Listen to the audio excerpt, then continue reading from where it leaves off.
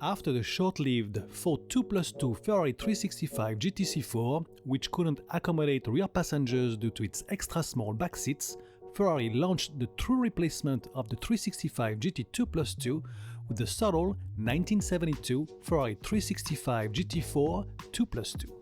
Finally, a rear 4-seater was again available in Ferrari's catalog, and once more Pininfarina drew its body.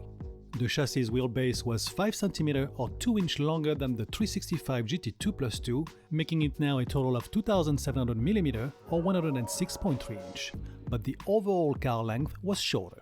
Ventilated disc brakes were fitted all around, as well as the independent suspension, with the self-leveling rear suspension developed by Koni. This system re-leveled itself depending on the car's load and had been already used first on the 365 GT2+2. Pininfarina went outside its comfort zone with this angular 2+2 that didn't have one curve to its name. The nose was chiseled, with turning signals and parking light seating on the nose slope, while a wide grille just below the one-piece black bumper seemed hidden. In front of the hood were retractable pop-up headlights with 2 round lamps on each side. A slatted white brush aluminum hood air vent gave a little contrast to the low hood allowed by the use of side-route carburetors. The 365 GT4 2+2 had thin pillars giving a great visibility, and as seen on the Daytona, a thin recessed beltline gave some strengthening as well as something to look at on this long profile. The 5-star alloy wheel set had a center knockoff cap, but Bohani wire wheels were available as an option. The 365 GT4 was a practical 3-volume car with a decent-sized trunk, but the awkward 3-round taillights cluster on each side, sitting on a black matte paint finish, didn't help the rear-end visual appeal. This 3-light cluster look was taken from the 365 GT4 and could have been the GT4 2+2's visual downfall. The modern interior was taken straight out of the 365 GT4, with the wide and long swooping down wooden central console adorning 4 gauges at the top and oriented towards the driver. The radio was installed just below the 4 top gauges, with the AC controls on each side, which was a standard feature. A plethora of lever and rocker switches were scattered around the 5-speed non-exposed metal gate gear lever, with the traditional metallic ashtray underneath it. The binnacle looked contemporary with 4 rounded central air vents on the top center dashboard, but it is the rear seats that made all the difference from the GT4, with leg and headroom for 2 adults, as long as the front seats weren't reclined all the way back. The rear passengers were wrapped in their own seats and divided by a tall armrest with a rear ashtray located in front of it. To add to the comfort and luxurious feeling of this Grand Tourer, everything was covered with leather and thick carpet, rendering long journeys that much more pleasant. The engine was the 4-cam, 4.4-liter 268 cubic inch V12 taken from the GT4. It was fed by 6 side-draft Weber carburetors allowing for a low hood line and produced 340 horsepower at 6,800 RPM. Mated to a 5-speed gearbox, its performance was not so disastrous for a 3,417-pound or 1,550 kg car, even if this wasn't the 365 GT4's trump card. The 0 to 62 mph was achieved in 7.3 seconds, and the top speed was 150 mph or 241 km/h. With this classy and timeless Pininfarina design, Ferrari introduced its evolution with the 1976 Ferrari 400 GT.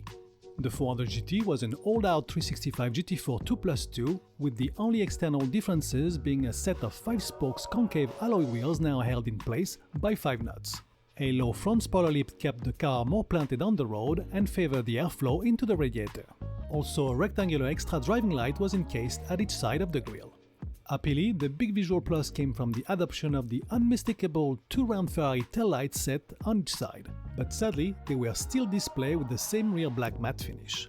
But underneath the skin was the major transformation on the 400 GT. The Ferrari 400 GT was the first production Ferrari offered with an automatic transmission. Named the 400A, it caused an outrage amongst Ferrari's tifosi. The transmission used was based on the 3-speed General Motors turbo hydromatic unit, giving what the North American customers mostly wanted. Of all the Ferrari 400s sold, 2/3 were ordered with an automatic transmission. This lazy choice ended up being a great success for Ferrari in terms of sales. The engine also received a boost. Now with a 4.8 liter or 294 cubic inch capacity, the V12 gave the same 340 horsepower as the 365 GT4, but at a lower 6,500 RPM, improving its tractability. New changes came in 1979 with the adoption of injection, giving the 400 its new nomenclature, the 400i. At first, this new system wasn't well received because it reduced the top-end power to 310 horsepower, then 315 in 1983, but it also considerably helped with reliability issues, always challenged by 6 carburetors needing expert's hand to be tuned. At the front, the brushed aluminum airwood vent was now body color matched, and at the rear, the questionable black matte finish was finally body color coded as well. Also new were the more profiled side door mirrors, replacing the older and larger rectangular units. The interior also received a freshen up with now heavily upholstered seats. Also, the 4 round interior air vents on top of the dashboard were deleted, now replaced by 3 squared vents, relocated on top of the center console with only 3 auxiliary gauges underneath it. Lever switches were replaced by big rocker plastic buttons, marking the arrival of the not-so-elegant and brash 80s. Performance suffered a little bit, with now a 7.8 seconds time to get to 62 miles per hour, while the top speed remained the same at 150 miles per hour or 241 km per hour. The third evolution of this long-lasting Ferrari came in 1985 with the Ferrari 412 GT. For this last update, Ferrari changed the concave 5-spoke wheel set with a flatter 5-spoke design, still held in place by 5 nuts. On both ends, the bumpers were more flush to the bodywork and received body color-coded paint, bringing this 13-year-old design to the present time. Once more, the engine was enlarged, this time to 4.9 liter or 302 cubic inch, renewing with its initial power output of 340 horsepower, but at a lower 6,000 RPM. In 1986, the power decreased a little to 325 horsepower with the adoption of a catalytic exhaust converter. It was still mated to a 5-speed manual transmission or the more popular 3-speed automatic GM unit. With less power and a slightly sleeker body, the top speed was a little higher with a 158 miles per hour or 255 km per hour top speed, while 62 miles per hour from a standstill could now be reached in 6.8 seconds. The production of this elegant and discreet Ferrari 4-seater ended in 1989 after 17 years of loyal service.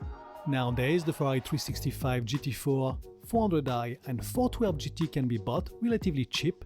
Not that maintaining the V12 would be, but what a classy and underrated presence this Ferrari has, and it keeps on looking more mature and subtle year after year, just plain classic.